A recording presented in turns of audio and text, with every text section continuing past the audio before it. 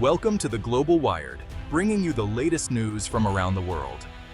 In a stunning move, the Supreme Court issued an emergency stay, freezing a key Trump administration economic policy. The justices signaled that legal challenges to the new tariffs were serious enough to halt their rollout.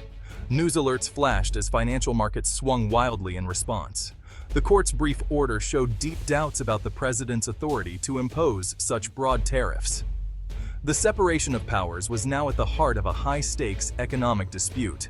For a moment, the 9 justices pressed pause on a policy affecting billions in global trade. The stage was set for a historic showdown at the Supreme Court. What is a tariff? Simply put, it's a tax on imported goods. The goal? Make foreign products more expensive, encouraging consumers to buy American.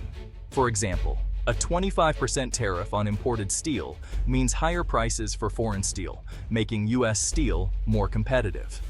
Tariffs are one of the oldest tools of economic policy, used for protectionism and as a source of government revenue. They can also be wielded as political weapons, sparking trade wars when countries retaliate. The downside? Tariffs often lead to higher prices for consumers and businesses that rely on imports. Companies pass increased costs down the supply chain, raising prices on everyday goods. This can fuel inflation and reduce families' purchasing power. Businesses facing higher input costs become less competitive at home and abroad. Trade wars escalate when countries retaliate, disrupting global supply chains and slowing international trade. American farmers, manufacturers, and consumers all feel the impact. Economists warn that while tariffs may offer short-term protection, they often cause broader economic harm in the long run. The central conflict: protection for some, higher costs for many. At the heart of the controversy was President Trump's America First tariff plan. The administration argued that decades of unfair trade had cost American jobs and created massive trade deficits. Their solution: broad, aggressive tariffs targeting entire sectors and countries, starting with steel and aluminum. Justified under national security laws, these tariffs hit both rivals and close allies. Even larger tariffs targeted China, citing intellectual property theft and forced technology transfers. Critics argued the national security rationale was a pretext, warning that tariffs on allies would invite retaliation and destabilize global trade. Supporters saw the tariffs as a necessary correction, leverage to force fairer trade and revive U.S. manufacturing. The plan marked a radical shift from decades of free trade policy.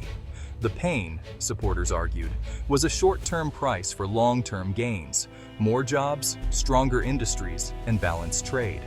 Opponents feared a full-blown trade war and global economic instability.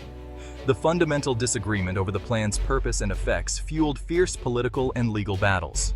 The stakes: the future of American trade and economic power. The legal fight boiled down to a core constitutional question: who controls American trade policy, the president or Congress?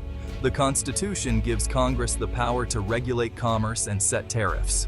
Over time, Congress delegated some authority to the president for flexibility in a fast-changing world.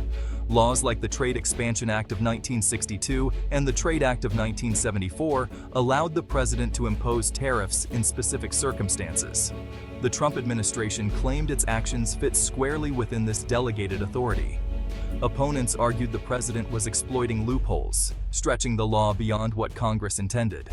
Their case rested on the non-delegation doctrine. Congress cannot hand over its essential legislative powers. By allowing such broad presidential discretion, they argued, Congress had surrendered a core constitutional duty. The Supreme Court was now tasked with deciding where the line should be drawn. The Supreme Court's injunction was a pivotal moment. The justices didn't rule on the tariff's constitutionality, but found the challengers had a strong case and that letting the tariffs proceed could cause irreparable harm. The stay signaled serious concerns about presidential overreach and the separation of powers. Businesses bracing for new taxes breathed a sigh of relief, but uncertainty lingered. The pause froze the situation, leaving companies unable to make long-term plans. Politically, the reaction was swift and divided.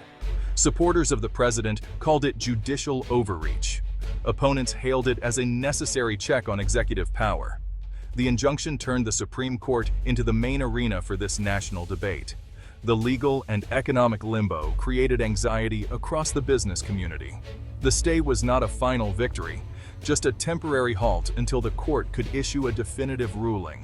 The stakes, the balance of power between branches of government, and the future of U.S. trade policy. The nation waited for the next move. The Supreme Court's announcement sent shockwaves through financial markets.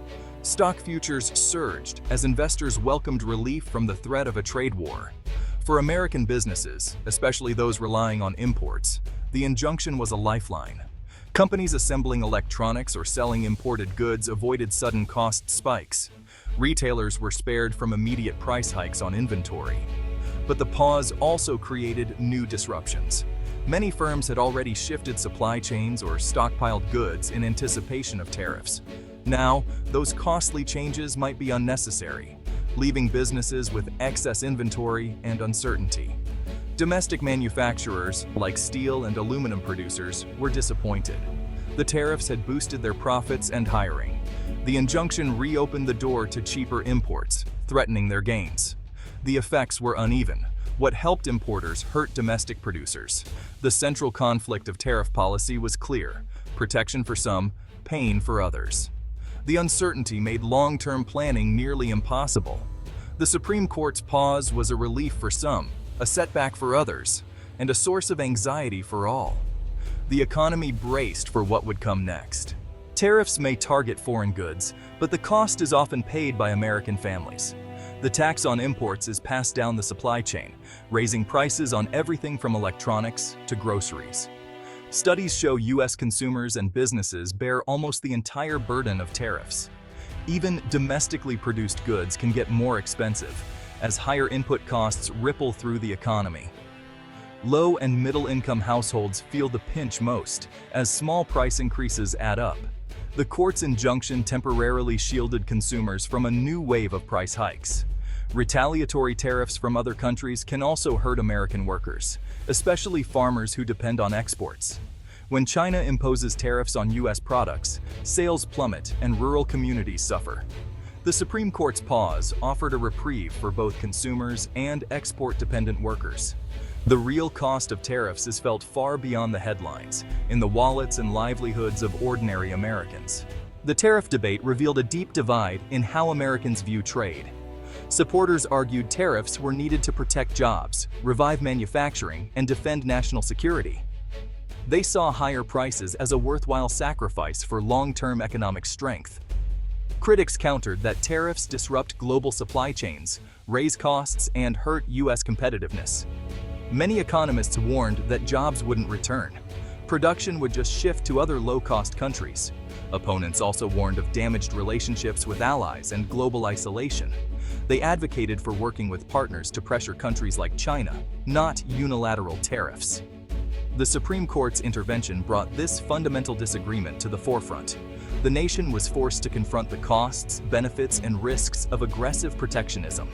The debate over America's economic future was now center stage. The Supreme Court's emergency injunction didn't resolve the tariff controversy. It pressed pause on a seismic policy shift. The immediate effect uncertainty for markets, businesses, and trade partners. The episode exposed a deep rift in American politics and economics.